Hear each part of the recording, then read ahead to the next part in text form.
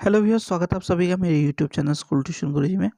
आज हम बात करेंगे कार्यपत्रक 29 की, जो कि 9 नवंबर के लिए जारी किया गया। कक्षा 60 का विज्ञान विषय का कार्यपत्रक है। यहाँ बच्चे अपने नाम लिखेंगे और अपने कक्षा अध्यापक ने नाम लिखेंगे। बच्चों, आज का पाठ हमारा प्रकाश, और आज हम इसमें पढ़ेंगे बहुप्रतिबिंब के बारे में बच्चों। तो चलिए बच्चों, देखते हैं, जानते हैं, समझते हैं कि आज के कार्यपत्रक में आपके लिए क्या खास और आज का कार्यपत्रक आपको क्या बताना चाहता है। तो बच्चों, जब हम बात करते हैं बहुप्रतिबिंब के बारे में, तो परावर्तित प्रकाश की किरणें यदि दर्पण पर पड़ती हैं तो वे फिर परावर्तित हो जाती हैं। यदि आपने ध्यान दिया हो तो हेयर ड्रेसर जो आपके पास, जब आप बाल कटाने के लिए जाते हैं बच्चों, आपके पास एक दर्पण लाता है और आप सामने बैठे बैठे ही आपके पीछे के बालों को देख सकते हैं। तो ऐसा क्या होता है कि दर्पण की सहायता से आप सामने वाले दर्पण में अपने आपके बाल कैसे कटे हैं उन्हें देख सकते हैं। अब प्रकाश के जो परावर्तित प्रकाश की किरणों को पुनः किसी दर्पण में अगर डाल दिया जाए तो ये परावर्तित की जा सकती हैं। और अगर एक से अधिक प्रतिबिंब बनाने हो तो प्रतिबिंब में संख्या जो होती है दर्पणों के बीच के कोण के आधार पर बनती है बच्चों। अगर आपको कुछ याद हो तो कक्षा 6 में आपने पेरिस्कोप या पारदर्शी जो होता है उसके बारे में पढ़ा था, परिदर्शी जो होता है उसके बारे में पढ़ा था। पेरिस्कोप क्या होता है? दो समतल दर्पणों का उपयोग किया जाता है इसमें।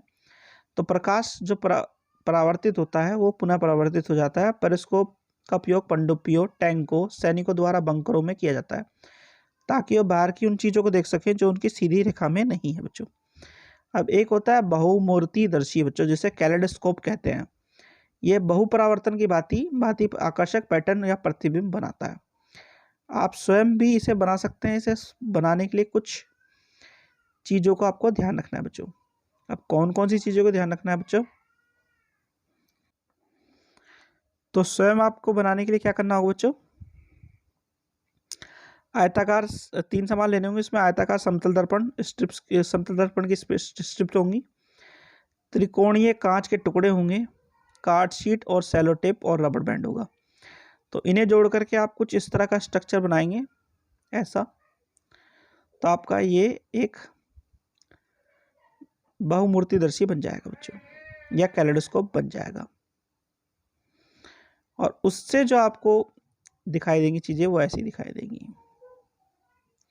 ठीक है बच्चों, चलिए अब जरा प्रश्न उत्तर देख लेते हैं। पहला प्रश्न है, पेरिस्कोप क्या है, इसका उपयोग कहाँ किया जाता है? तो बच्चों, पेरिस्कोप एक दर्पण से बना हुआ एक डिवाइस है जिसका उपयोग कहाँ करते हैं हम? पनडुब्बी में, टैंकों में, सैनिकों के बंकरों में करते हैं बच्चों। ये आपका आंसर 1 है। चलिए बच्चों, आगे बढ़ते हैं हम। प्रश्न नंबर 2 है, जब आप हेयर ड्रेसर के पास जाते हैं तो आप अपने सिर के पीछे की कटिंग को कैसे देख पाते हैं? तो ऐसा किस लिए होता है बच्चों? ये जो बहुप्रतिबिंब बनते हैं उस वजह से ऐसा होता है, क्योंकि हेयर ड्रेसर आपको दूसरा जो शीशा होता है उसमें आपका पीछे का सिरा दिखाता है। पीछे का जो सिर का सिरा होता है वो दिखाता है बच्चों आपको। ये इसका प्रश्न नंबर 2 का उत्तर है। फिर प्रश्न नंबर 3, बहुमूर्तिदर्शी बनाने की विधि का वर्णन कीजिए। तो ये बच्चों एक विधि है आपकी छोटी सी, ये आपका प्रश्न का उत्तर है। इसमें आपको ये लिखना है। फिर है, दो समतल दर्पण को एक दूसरे से 40 सेंटीमीटर के अंतराल पर रखें तो उनके बीच रखी एक मोमबत्ती के कितने प्रतिबिंब बनेंगे? तो उनका प्रतिबिंब बच्चों एक ही बनेगा।